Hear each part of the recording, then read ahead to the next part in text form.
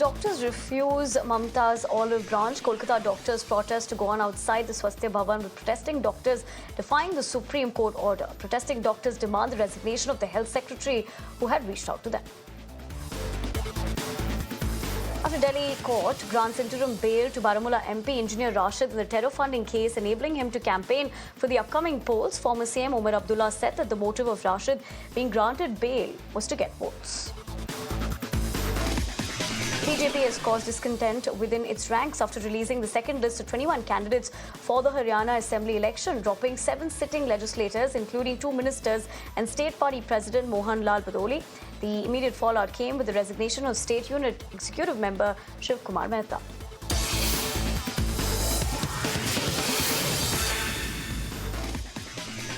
The Aam Aadmi Party released its third list of 11 candidates for the Haryana polls. In its third list, the AAP fielded Praveen Guskani against former Haryana CM and Congress veteran Bhupinder Singh Hooda from Gari Sampla Kiloi constituency. The AAP's first list of 20 candidates was released on Monday as seat-sharing talks with the Congress broke down. The party has so far declared its candidates on 40 of the 90-member Haryana Assembly. As Kerala immerses itself in the vibrant and joyous celebrations of Onam, Sri Kudalmanikvam Temple in Iranyalakuda in Thrissur took the festivities to another level with an impressive Pookalam display. Continuing their 27-year tradition of Kudalmanikyam Sayahanam Kutayama, this year they unveiled an exceptionally large and finely detailed Pookalam featuring a stunning depiction of Lord Ram. The floral carpet, made from a variety of colourful flowers, was placed at the entrance of the temple, adding to the aura of festivity and devotion.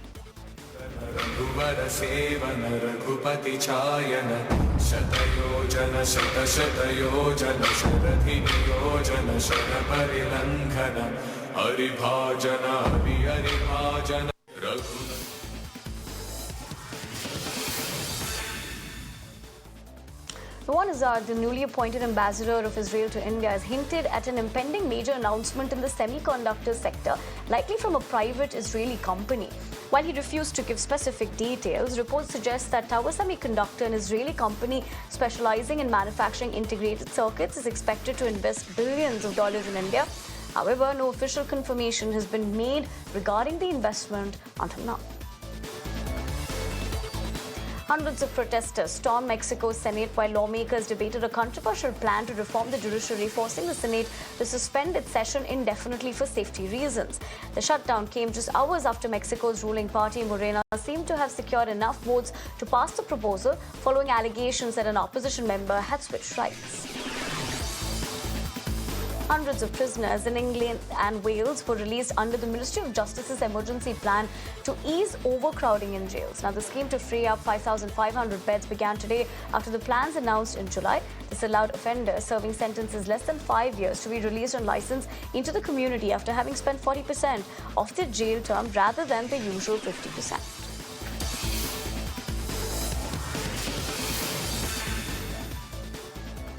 Presidential candidates Donald Trump and Kamala Harris face off for the first time in the pivotal U.S. presidential debate. Trump accuses Kamala of copying Biden's plan. Kamala hits out at Trump, charging him over Trump's alleged adulation. Trump hits back, calls Kamala a Marxist, says Putin wouldn't have invaded Ukraine had he been the president. The Palestinian death toll from the ongoing Israeli attacks on the Gaza Strip has risen to 41,020. In the past 24 hours, the Israeli military killed 32 Palestinians and wounded 100 others, bringing the number of injured to 94,925 since the outbreak of the latest round of the Palestinian-Israeli conflict last October.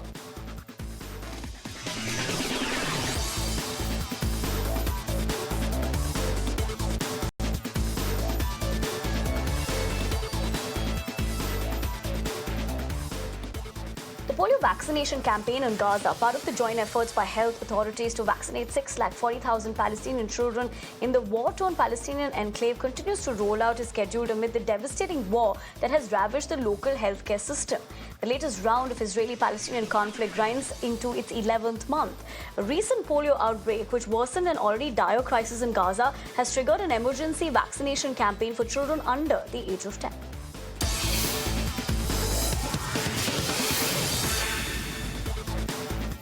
The United Nations has offered to monitor any ceasefire in Gaza. Secretary General Antonio Guterres demands an end to the unprecedented death and destruction witnessed during the ongoing conflict. Now, Guterres emphasized the urgent need for a ceasefire, highlighting the dire situation in Gaza, where over 40,900 Palestinians have lost their lives. Ukrainian President Zelensky on Tuesday presented the country's newly appointed Foreign Minister. Andriy, the former ambassador to Turkey, replaces Dmytro Kuleba, who is one of Ukraine's most recognizable faces on the international stage, as he petitioned Western countries to support his country's war effort.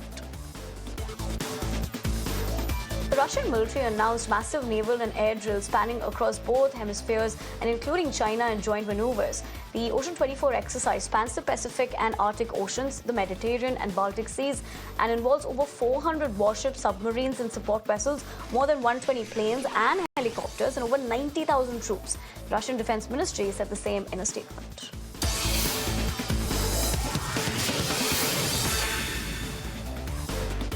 It's double trouble for Google as a second antitrust hearing kicks off in the US on the back of a Department of Justice accusing the tech giant of unfair market monopoly on a day when the European Court of Justice upheld a €2.4 billion fine against Google over similar charges. Two Delta planes collided while they were taxiing at Atlanta International Airport, leading to no injuries. The wing of one plane knocked off the tail of the other, and the passengers were accommodated on alternative flights. As Bolivia wildfire rages on, Bolivian president announced that rented firefighting planes will help the crews tackle the wildfires that led to a national emergency. The government has called upon fire brigades from various regions, amassing a force of 5,000 firefighters.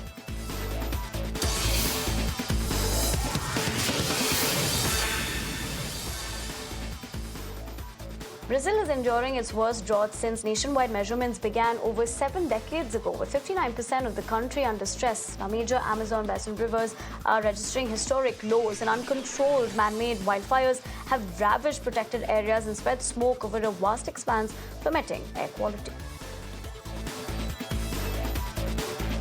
Residents have been forced to flee their homes in northeastern Nigeria after a dam collapse, unleashing severe flooding.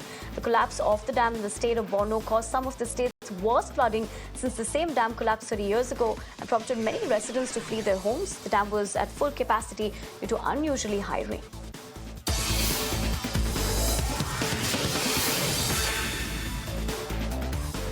In the world of sports, England and Australia are locking horns in a 3-match T20 series today. Both sides met in the T20 World Cup group stages earlier this year, where the Aussies defeated the Three Lions quite convincingly.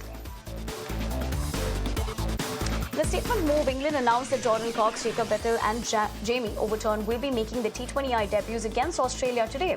Meanwhile, opener Phil Salt is set to lead the side in the absence of Jos Buttler, who's nursing a calf injury. Indiana Farm pays sweet tribute to basketball player Caitlin Clark with stunning corn maze. An orchard in Indiana is celebrating women's sports with a corn maze made in the image of former Iowa Hawkeye and current Indiana Fever basketball star Caitlin. The maze features a cutout of Clark holding a basketball while wearing her number 22 Indiana jersey.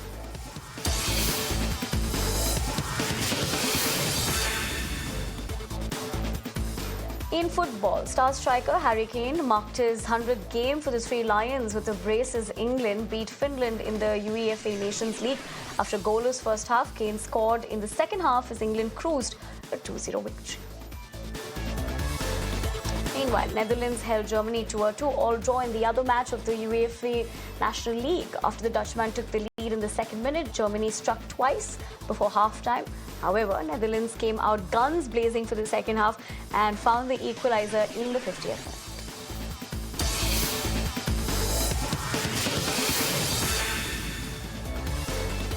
As the world mourns the loss of James Jones, who played as the voice of the Darth Vader, the Empire State Building paid its respect in a grand and memorable fashion, bringing the character immortalized to life one last time. Thalapathy Vijay, led action star, the greatest of all time, or better known as GOAT, has raked in decent numbers at the ticket counters ever since its release. The action thriller movie mints rupees 162 crore in the box office so far and has now set its sights on crossing the rupees 200 crore mark at the Indian box office. The highly anticipated trailer of Devara, directed by Koratala Siva and starring Junior NTR, Saif Ali Khan and Janhvi Kapoor, has finally been unveiled, giving fans a glimpse of the epic showdown. Promises to deliver a high-octane, emotional narrative with Junior NTR and Saif Ali Khan taking center stage in dual roles as both father and son. उन सबको किसने मारा? बहुत लंबी कहानी है।